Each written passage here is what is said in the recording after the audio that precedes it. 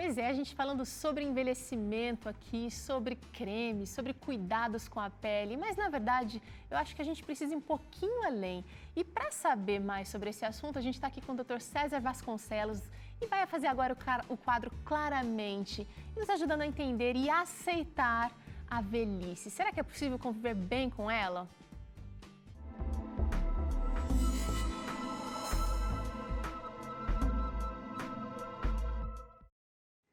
Doutor César, prazer recebê-lo aqui novamente. É bom ter eu estar aqui também com você e com o pessoal de casa. Esse assunto acho que todas as mulheres ficam muito ligadas, homens também, mas a gente tem uma dificuldade, a gente é teimoso nas nossas convicções. Como é que faz para aceitar o envelhecimento? Você sabe que a sociedade joga contra isso, né?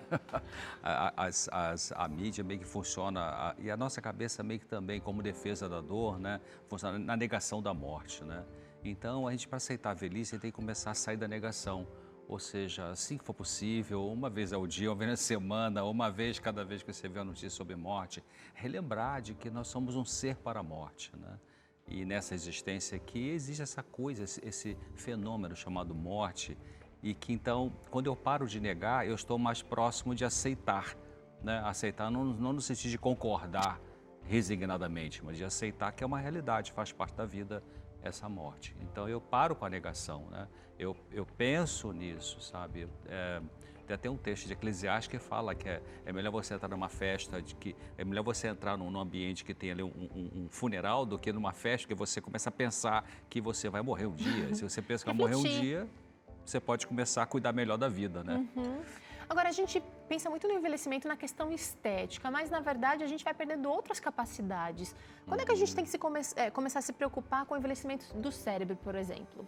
Eu diria assim, desde a partir do momento em que eu consigo pensar que, como eu sou um ser para a morte, como o envelhecimento é inevitável, então lá na frente eu posso ter mais ou menos disfunções, mais ou menos limitações, mais ou menos complicações em função da vida que eu vou viver agora, né? Então, se eu dou esse salto lá, peraí, daqui a 20 anos como é que eu vou estar? Como é que eu quero estar? Ou daqui a 30 ou 40? Então, hoje eu vou, deixa eu ver se eu faço uma coisinha melhor no meu estilo de vida, né? E é interessante que quando a gente convive, por exemplo, com os nossos pais ou com pessoas um pouco mais velhas, a gente parece que tem essa facilidade, essa proximidade e começa até a pensar, vai acontecer comigo também, eu vou tratar como eu gostaria de ser tratada. É importantíssimo isso também, né?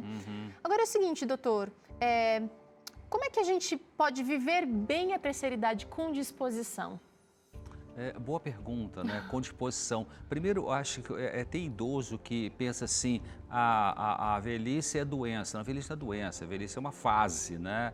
Então, eu posso escolher vivê-la de uma maneira muito pessimista, que peso que é tal, né? E ficar na distimia ali, na tristeza que não passa.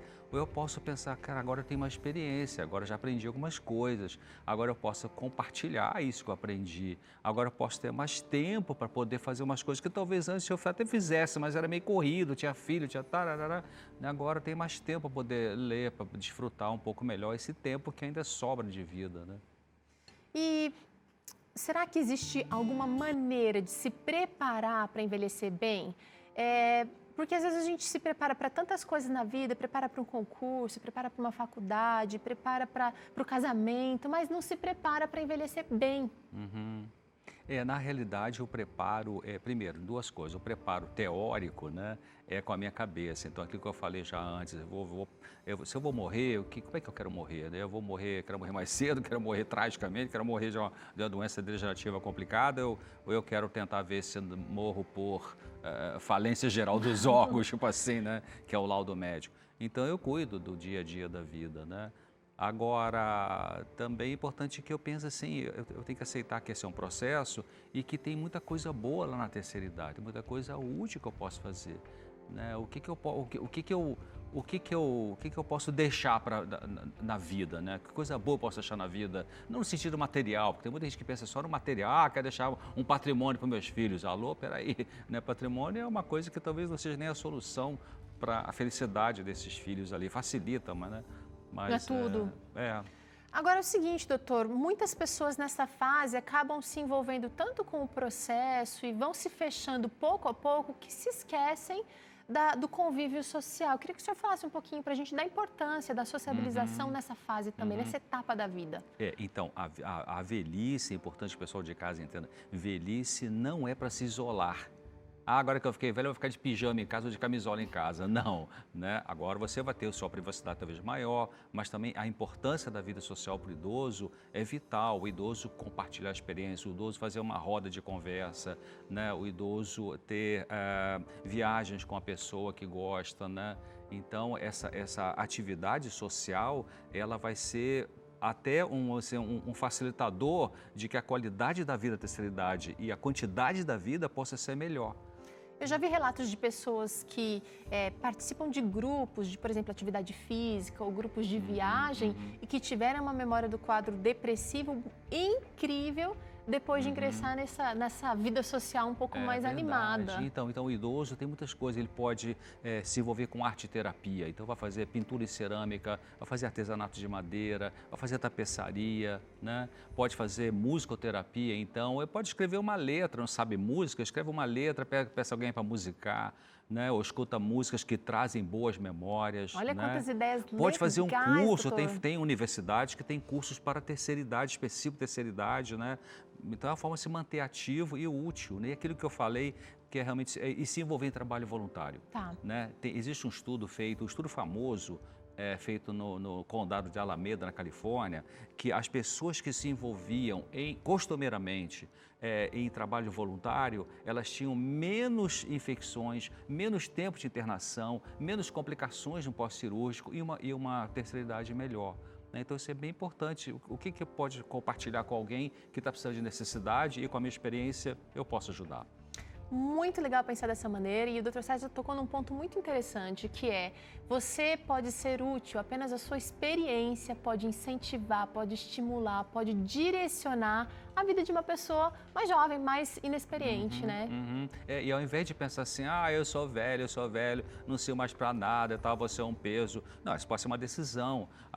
Quantas vezes um idoso pode dar orientação para um filho, para uma filha, para um neto, né? Para um vizinho, pela experiência de vida, né? Pela sabedoria que a vida trouxe, né? Com certeza. Dr. César, muito obrigada pela participação. Nada, este é o Claramente.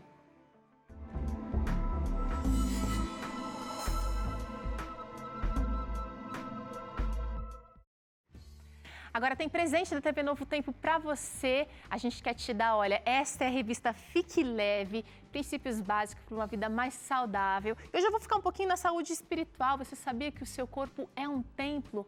A palavra de Deus diz que você é esse templo e você não pode tratar ele de qualquer maneira, não.